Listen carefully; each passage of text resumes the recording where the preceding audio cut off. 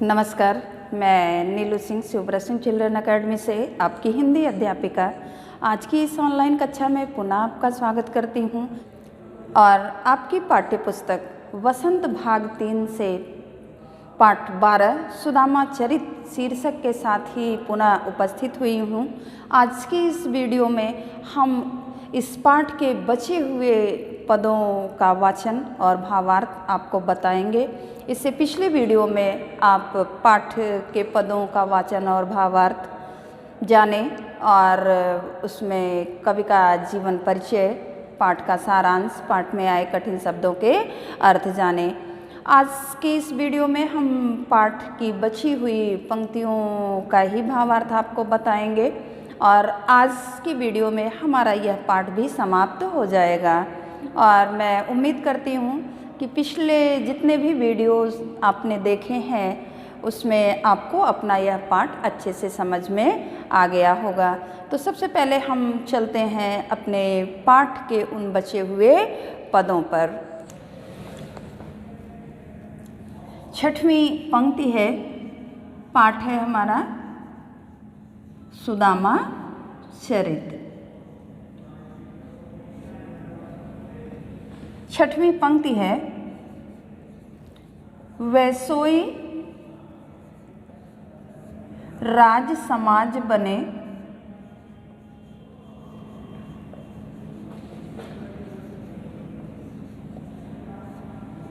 गज बाज घने मन संभ्रम छायो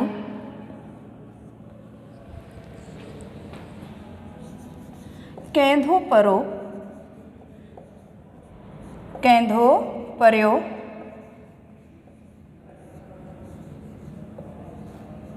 कहूँ मार्ग भूल के फैरिक में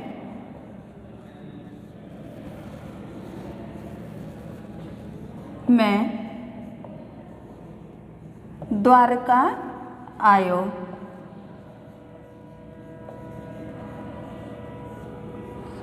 भवन बिलोकिबे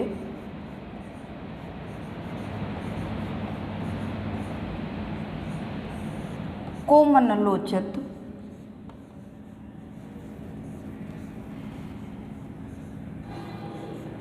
सोचत ही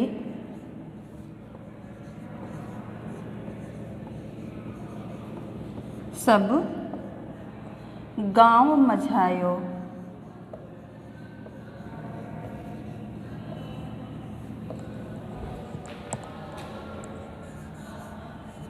पूछत पांडे फिरे सब सो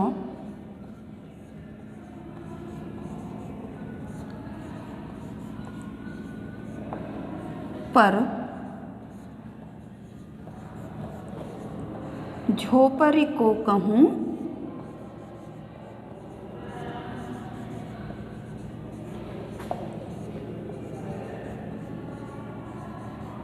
खोज न पायो। प्रस्तुत पंक्तियों का भावार्थ है कि इससे पहले आपने देखा कि सुदामा जब द्वारिका से अपने नगर वापस लौटते हैं, यानी भगवान कृष्ण जब उनकी विदाई कर देते हैं, तो प्रत्यक्ष रूप में उनको कुछ भेंट स्वरूप देते नहीं हैं। सुदामा मन ही मन बहुत अधिक खिन्न होते हैं अपने मित्र सुदामा से कि मेरी सारी स्थिति परिस्थिति जानते हुए भी इन्होंने मुझे कुछ विदाई नहीं दी, और वो बहुत क्रोधित भी होते हैं अपने बाल सखा कृष्ण के ऊपर और अपनी पत्नी के ऊपर भी, क्योंकि वो कहते हैं कि मैं तो आना ही नहीं चाहता था, मेरी पत्नी ने ज़बरदस्ती की, उसकी वजह से मुझे आना पड़ा। अब ये सोचते सोचते इसी उलझन में, इसी खींच में सुदामा द्वारिका से अपने नगर तक की यात्रा पूरी कर लेते हैं। वो जब अपने गांव पहुंचते हैं तो देखते हैं कि पूरा द्वारिका नगरी जैसा ही वहां पर सब कुछ दिखाई दे रहा है। उनके गांव का कायाकल्प हो चुका है, उनका गांव कहीं दिखाई ही नहीं दे रहा है। तो सुदामा के मन में बड़ा भ्रम छा जाता है कि ये क्या हो गया। वो सोचते हैं कि कहीं मैं ऐसा तो नहीं कि भूल के जो फिर से मैं द्वारका ही चला आया, रास्ता भूल गया हूँ। भाई मन में अनेक तरह के बात विचार चल रहे थे, उधेड़ बुन चल रहा था, मन ही मन उधेड़ बुन इतना कर रहे थे।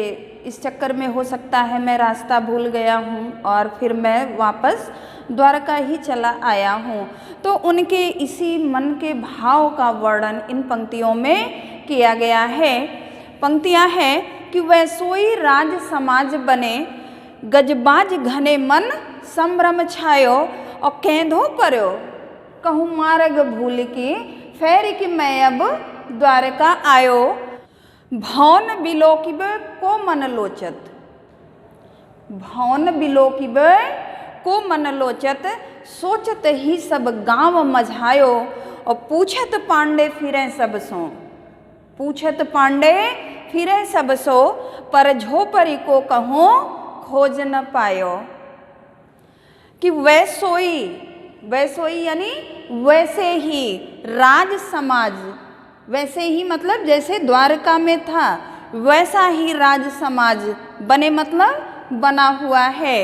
गज यानी हाथी, बाज मतलब घोड़े, घने मतलब ज़्यादा, कि मतलब द्वारिका की तरह ही यहाँ भी राज समाज को बना हुआ देख करके, ढेर सारे हाथी घोड़े देख करके मन, किसके मन में, सुदामा के मन में क्या होता है, संभ्रम छायो, भ्रम सा होता है। बहुत शंका होने लगती है उनके मन में, भ्रम छा जाता है कि ये क्या हो गया, क्योंकि वैसे ही जैसा उन्होंने द्वारका में देखा था वैसा ही राज समाज है। ढेर सारे हाथी, ढेर सारे घोड़े सब दिखाई दे रहे हैं, बड़ी बड़ी अट्टालिकाएं हैं, सुंदर महल है, सब वही दिखाई दे रहा है। तो वो अपने मन में सोचते हैं, वो भ्रमित हो जाते हैं, उन्हें भ्रम सा होता है। तो वो सोचते हैं कि कैंधो पर्यो कहूँ मार्ग भूल के, कि हो सकता है कि किसी तरह से मैं रास्ता भूल गया हूँ। रास्ते में आते समय मेरे मन में इतनी उथल पुथल थी कि मैं रास्ता भूल गया, कहूँ मैं कहीं मार्ग यानी रास्ता, मार्ग भूल के, फेर कि मैं, फिर मैं द्वारिका वापस आ गया हूँ। जब वहाँ पहुँचते हैं अपने गांव और वहाँ द्वारका जैसा ही सब कुछ देखते हैं, वैसा ही राज समाज, वैसे ही भवन, वैसे ही ढेर सारे हाथी घोड़े सब दिखाई देते हैं, तो सुदामा के मन में भ्रम आ जाता है और वो सोचते हैं कि कहीं ऐसा तो नहीं कि मैं कहीं रास्ता भूल गया। भाई आते समय मन मेरा खिन्न था, मैं कुछ समझ नहीं पा रहा था, और ऐसा हो कि मैं रास्ता भूल करके पुनः मैंने द्वारका का ही रास्ता पकड़ लिया और मैं पुनः द्वारका ही वापस आ गया हूँ। भवन बिलोकिबे को मन लोचत, भवन यानी भवन, सुंदर सुंदर बड़े बड़े विशाल भवन देख करके उनका मन जो है वो बड़ा अधीर होता है, व्याकुल होता है। मन भी उनका वो सुंदर भवन देख करके आकर्षित भी होता है और उनके मन में एक ऐसी अधीरता आने लगती है कि ये सब क्या है। उनको तो भ्रम यही होता है कि मैं पुनः द्वारका वापस आ गया हूँ। तो भवन बिलोकिबे को मन लोचत, वहाँ वो सुंदर सुंदर भवनों को देख करके, उन सुंदर महलों को देख करके उनका मन बड़ा अधीर होता है। और सोचत ही सब गांव मझायो, मझायो यानी बीच में, यही सब अपने दिमाग में उथल पुथल लिए हुए वो अपने गांव में चलते जाते हैं, सोचते जाते हैं, सारे भवन अट्टालिकाओं को देखते रहते हैं और वो बार बार यही उनको भ्रम होता है कि ऐसा लग रहा है कि मैं रास्ता भूल गया और रास्ता भूलने के कारण ही मैं पुनः द्वारका आ गया हूँ, क्योंकि द्वारिका जैसा ही सब कुछ वहाँ दिखाई दे रहा था। और पूछत पांडे फिरे सब सो, सब मतलब सबसे और सो मतलब से, और पांडे शब्द उन्होंने अपने लिए भाई सुदामा के लिए ही संबोधन हुआ है कि पूछत यानी पूछते हैं, फिरे मतलब इधर उधर टहल घूम रहे हैं, कि वो सबसे पूछ रहे हैं। वहाँ पहुँचने के बाद वो सबसे पूछ रहे हैं, पर यानी लेकिन झोपड़ी को कहूँ खोज न पायो, लेकिन उन्हें अपनी झोपड़ी जो उनका घर था, टूटी फूटी छानी जो थी उनकी, जो टूटे फूटे छप्पर का उनका घर था, जो झोपड़ी थी, वो उनको वहाँ कहीं दिखाई नहीं दे रही है। और दिखाई भी क्यों देती? क्योंकि वहाँ तो भगवान की ऐसी माया हो गई कि 3 मुट्ठी चावल ले गए उनको देने के लिए उपहार स्वरूप, और उस 3 मुट्ठी चावल के बदले भगवान ने तो उन्हें सब कुछ दे दिया। जो सुख भगवान को था वही सुख भगवान ने अपने बाल मित्र सुदामा को भी दे दिया। दरिद्रता उनके द्वार से कोसों दूर हो गई, क्योंकि उन पर भगवान की कृपा हो गई।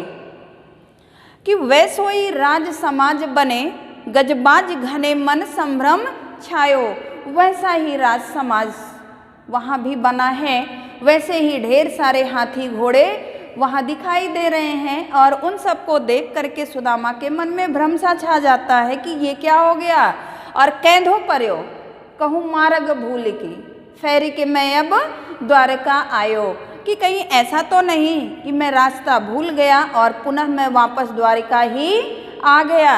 और भौन बिलो की बे को मन लोचत, सोचते ही सब गाँव मझायो। सुंदर सुंदर बड़े बड़े भवनों को देख करके उनका मन बड़ा अधीर होता है। वो अपने मन में बड़ी अधीरता लाते हैं, व्याकुल होते हैं, व्यग्र होते हैं कि ये क्या है, मैं आ गया कहाँ, फिर से मैं द्वारिका आ गया।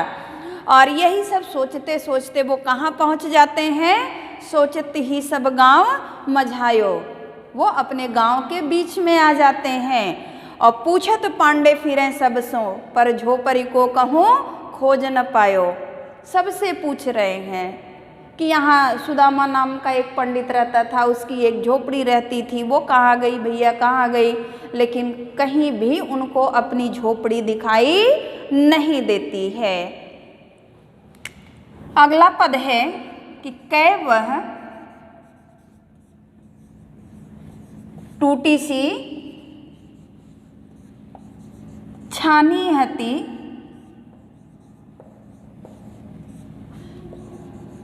कह अब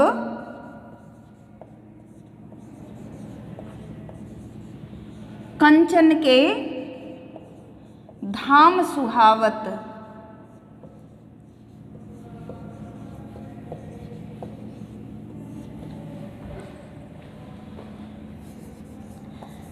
कै पग में पनही नहती, नहती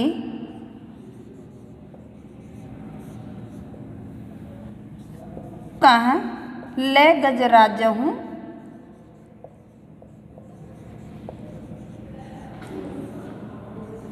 ठाढ़े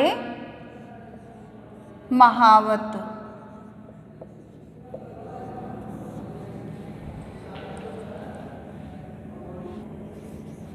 भूमि कठोर पे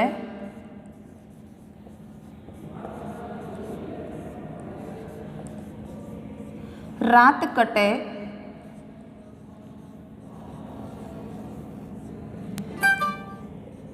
कह कोमल सेज पे।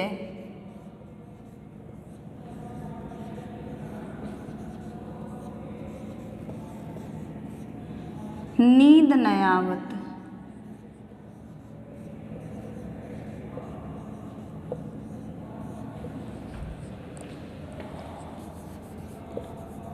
कह जुरतो नहीं,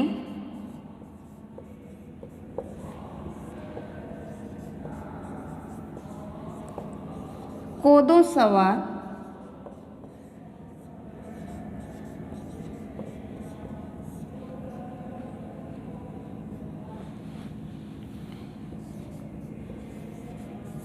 प्रभु के परताप ते दाख न भावत।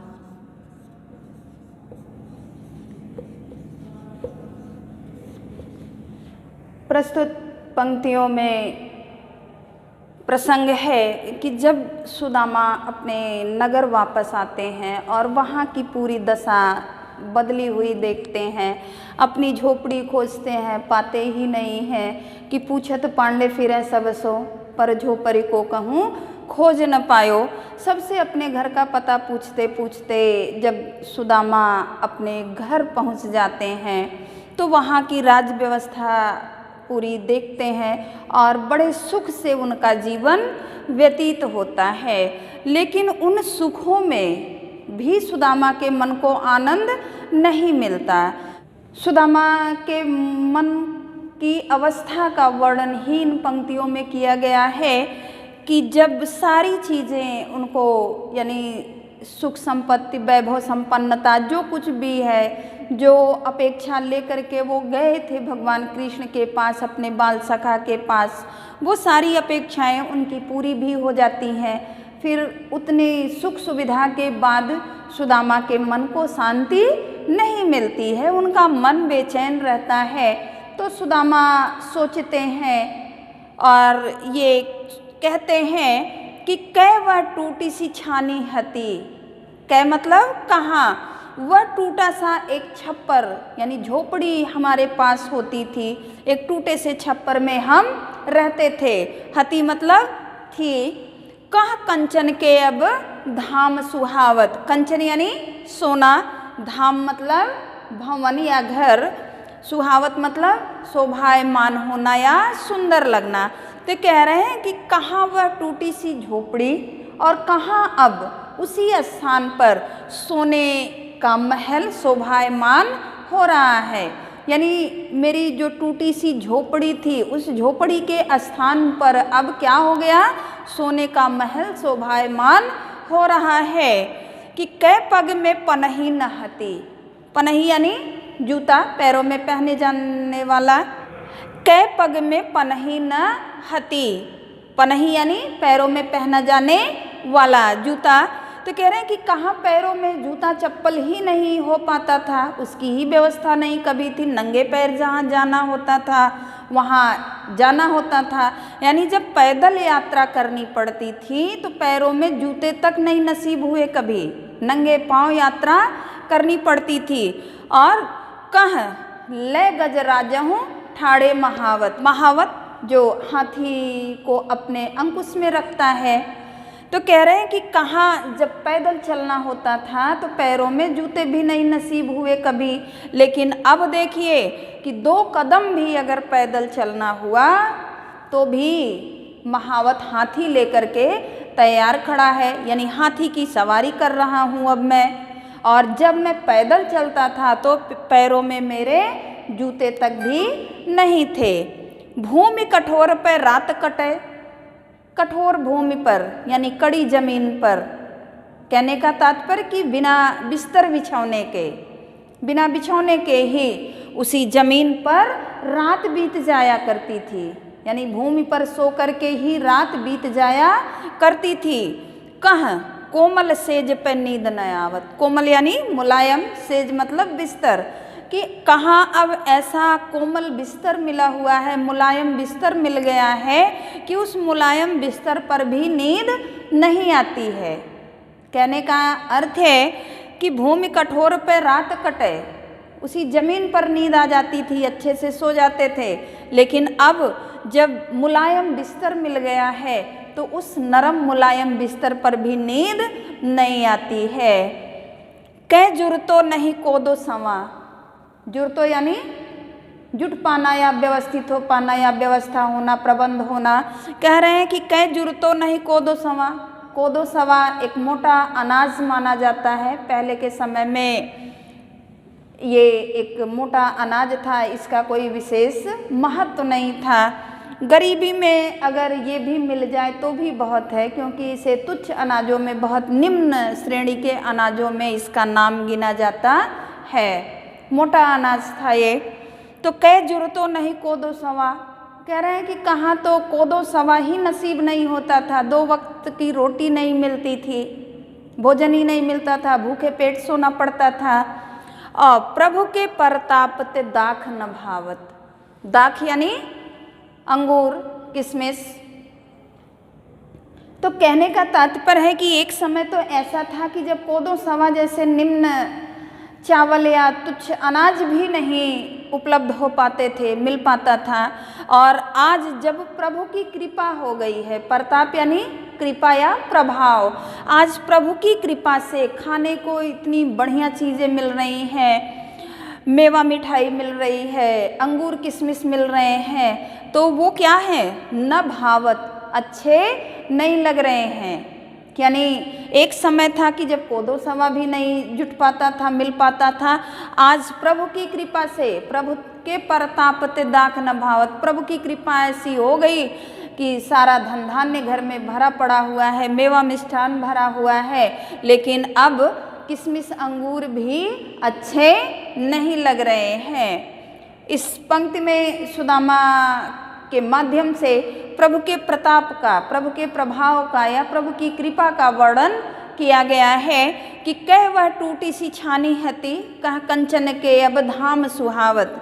कि सुदामा मन ही मन सोचते हैं, कहते हैं कि कहाँ तो वो टूटा सा छप्पर था और अब उस छप्पर के स्थान पर सोने के महल शोभायमान हो रहे हैं। तो सोने का महल कैसे शोभायमान हो गया, अर्थात अब प्रभु की कृपा हो गई। उस टूटे से छप्पर के स्थान पर जब प्रभु की कृपा हो गई तो छप्पर गायब हो गया और उस छप्पर की जगह, उस छप्पर के स्थान पर सोने का महल शोभायमान हो रहा है। कै पग में पनही न हती, कि जब पैदल चलना होता था तो पैरों में जूते भी नहीं नसीब हुए, नंगे पैर यात्रा करनी पड़ती थी। और अब जब पैदल ही नहीं चलना है, 1-2 कदम भी अगर चलना है तो भी गजराजं ठाढ़े महावत, यानी महावत हाथी की सवारी लिए खड़ा है, यानी दरवाजे पर हाथी की सवारी हमारे लिए खड़ी है।